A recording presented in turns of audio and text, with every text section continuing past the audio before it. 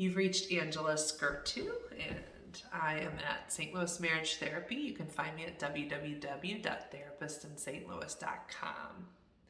Today, I want to talk to you about how to have tough conversations with people. Because if you didn't know, that's my job every day. Tough conversations. And so I'm not talking to therapists here. I'm actually talking to people. Just anybody who's having a rough conversation they have to address with somebody. I'll give you a story of one that's happening in my life.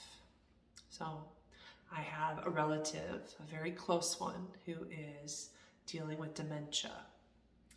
And she is in the early stages where she has some of her wherewithal, but she is losing pieces of information too. She's having trouble. And so right now, my family is in a position of trying to understand what's going on, trying to gather pieces, trying to figure out what are we going to do? How are we going to help? How are we going to figure this out? And we're all scared.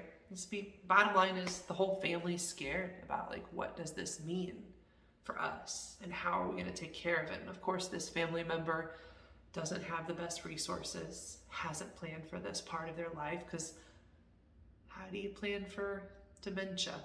And I know that could be its own video. There's probably many ways you can plan for it, but when you aren't expecting it, or you're just not, your life isn't expecting it, it's a very hard thing for people to come to terms with. So my sisters and I we talk between each other. And we do these little Marco Polo videos between each other where we just share, here's what I've learned, here's what I've learned.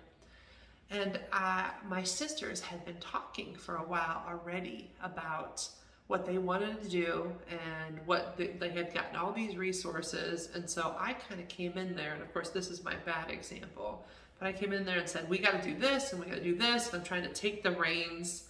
And you could imagine the backlash. So one Marco Polo video from one of you don't know, Angela, you don't know this, and da-da-da, and then one from the other.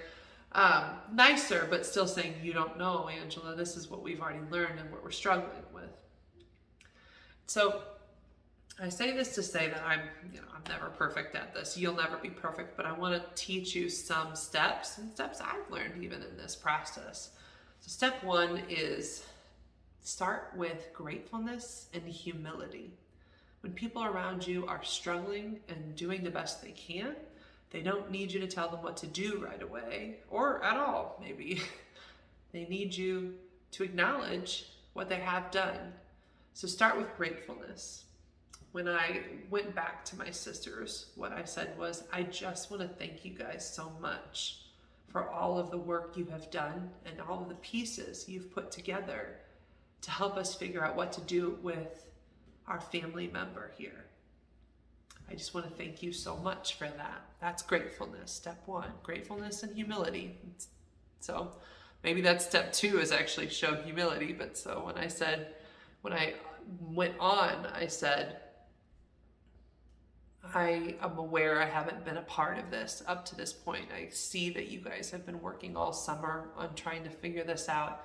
So I don't know as much as you guys know about what's going on. So that's showing humility. That's step two. And what these two steps do is they bring down people's defenses. Because you're acknowledging you're acknowledging what they've done. And two, you're acknowledging what you're not able to do. That it's okay to have a weakness and you still want to help. So step one, gratefulness. Two, humility. Then step three actually is listen first.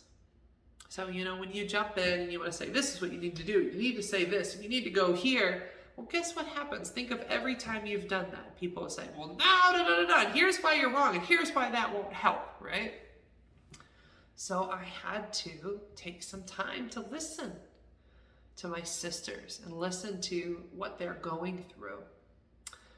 And so when you're in your life, after you've shown gratefulness and humility, take time to hear their perspective first.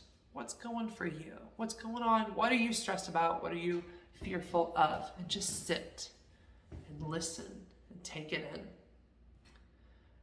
Then after that, after having listened and listened to them and all the things that they've done, the wonderful resources that they came up with, I then said, with their words, combined with my ideas, I think you have a good idea, here's what I'd add to it. I think you have a good idea, here's what I'd add to it. So in step 4, yeah, you can offer your suggestions, but you can do it because you've earned the right. Because you've listened to what they've already done, all the work they've put out there, or all the things that they've tried. And then with step 5, actually, you got to show gratefulness and humility again. It's interesting, but it cycles back, right?